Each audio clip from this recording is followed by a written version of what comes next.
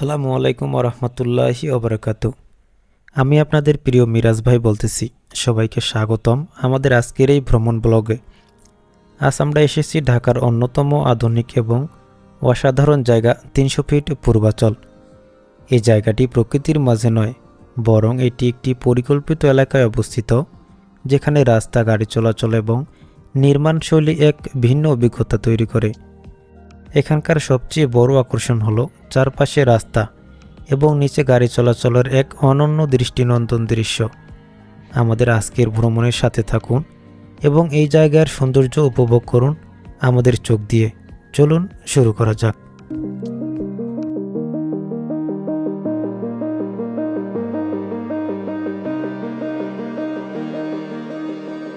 ৩০০ fit Purbachal এটি শুধু একটি রাস্তা নয়, বরং এটি ঢাকার নতুন নগরায়নের এক চমৎকার উদাহরণ।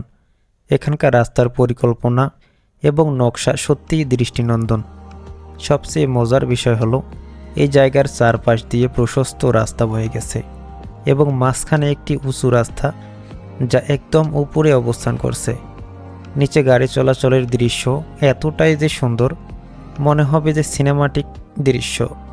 সূর্যের আলো যখন রাস্তায় পড়ে তখন পুরো এলাকা যেন এক পোস্টকার্ডের মতো দেখা যায়।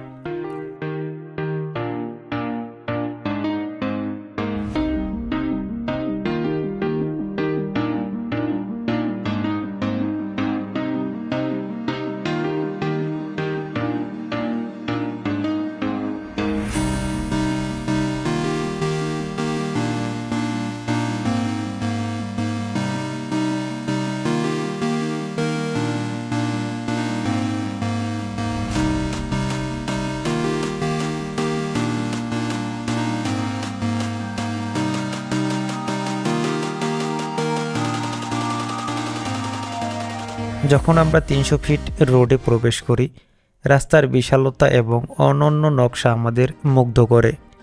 উপরের রাস্তা দিয়ে যখন গাড়ি চলছিল, মনে হচ্ছিল আমরা যেন কোনো আধুনিক শহরে ভিন্ন এক জগতে প্রবেশ করেছি।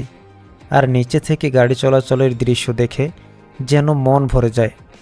আমরা ভিডিও করতে করতে জায়গার সৌন্দর্য উপভোগ করলাম এবং প্রচুর মজা করলাম।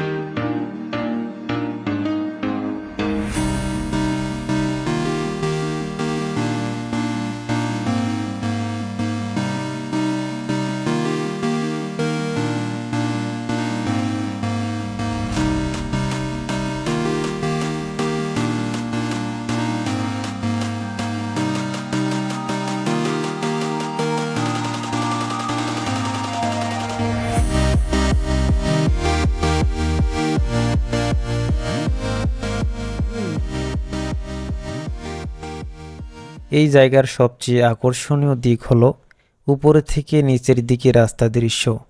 দুই পাশে উঁচু রাস্তা এবং স্থাপত্য খুব সুন্দর দেখা যায়। নিচের দিক থেকে গাড়ি চলাচল দেখে মনে হয় ছোট্ট কোনো মডেল শহর। বিশেষ করে সন্ধ্যায় যখন গাড়ির হেডলাইট জ্বলে, পুরো এলাকাটি যেন আলোয় ঝলকানিতে ভরে যায়।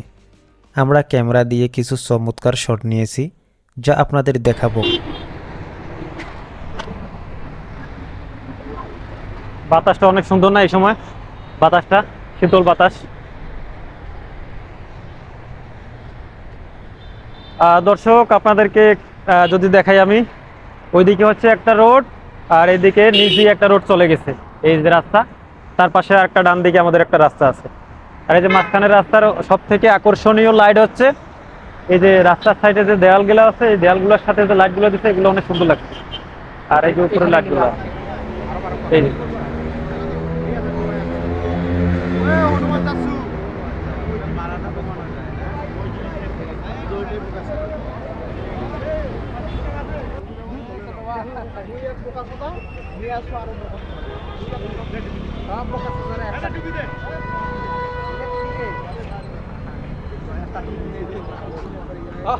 স্যার, ও স্যার, আছেন ভালো? বন্ধুদের সঙ্গে ঘুরতে যাওয়া মানে একগাদা স্মৃতি তৈরি করা। এখানে এসে আমরা কিছুক্ষণ বিশ্রাম নিয়েছি, আড্ডা দিয়েছি এবং নিজেদের মধ্যে মজা করেছি। আশেপাশের প্রকৃতি এবং রাস্তার এই পরিবেশ আপনাকে খুব দ্রুতই ক্লান্তি ভুলিয়ে দেবে। আমাদের বন্ধুদেরকেও মজা করে বলেছিলেন এখানে এসে তারা নিজেদের ট্রাভেল ব্লগার মনে করেছেন। একটা মজার বিষয় হলো দর্শক, এই নীলা মার্কেটের হাঁসের মাংস এবং মিষ্টি জাতীয় খাবারের অনেক জনপ্রিয়তা রয়েছে।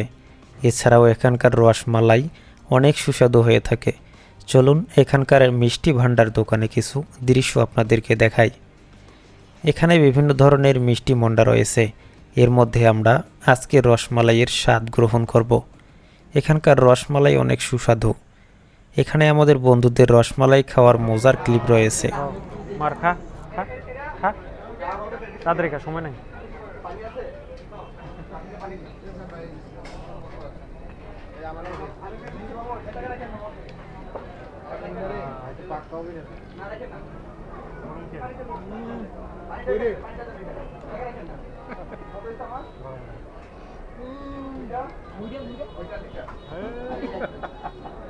এটা তো দেখি ভিডিও পাগল রে।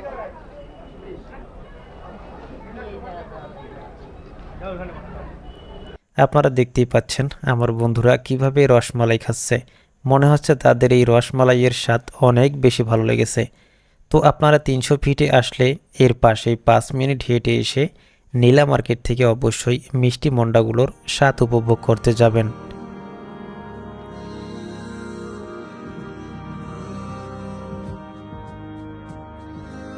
আপনারাও যদি 300 ফিট পূর্বাঞ্চলে আসতে চান তাহলে কিছু জিনিস অবশ্যই মনে রাখতে হবে।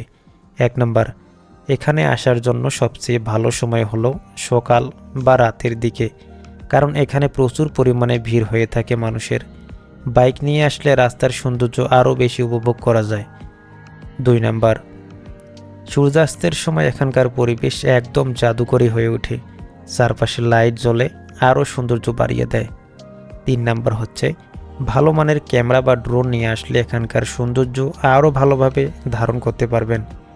4 নম্বর হচ্ছে ট্রাফিক নিয়ম মেনে চলতে হবে, গাড়ি চালানোর সময় সতর্ক থাকতে হবে। রাস্তা দিয়ে হেঁটে যাওয়ার সময় অবশ্যই আপনাকে সতর্কতা অবলম্বন করতে হবে। 5 নম্বর হচ্ছে পরিবেশ পরিষ্কার রাখতে হবে এবং কোনোভাবেই দূষণ করা যাবে না।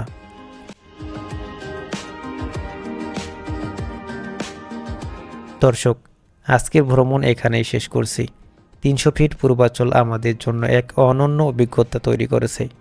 এটি শুধু রাস্তা নয়, এটি আধুনিক বাংলাদেশের এক প্রতীক। যারা ঢাকার কাছেই থাকেন, সুন্দর কিছু খুঁজছেন, তাদের জন্য অবশ্যই ভ্রমণের উপযুক্ত একটি জায়গা। আশা করছি আজকের ব্লগ আপনাদের অবশ্যই ভালো লেগেছে। ভিডিওটি ভালো লেগে থাকলে অবশ্যই লাইক করবেন এবং শেয়ার করবেন। দেখা হবে নতুন কোনো জায়গায়, নতুন কোনো ভ্রমণে। ততদিন পর্যন্ত সবাই ভালো থাকবেন, সুস্থ থাকবেন। খোদা হাফেজ।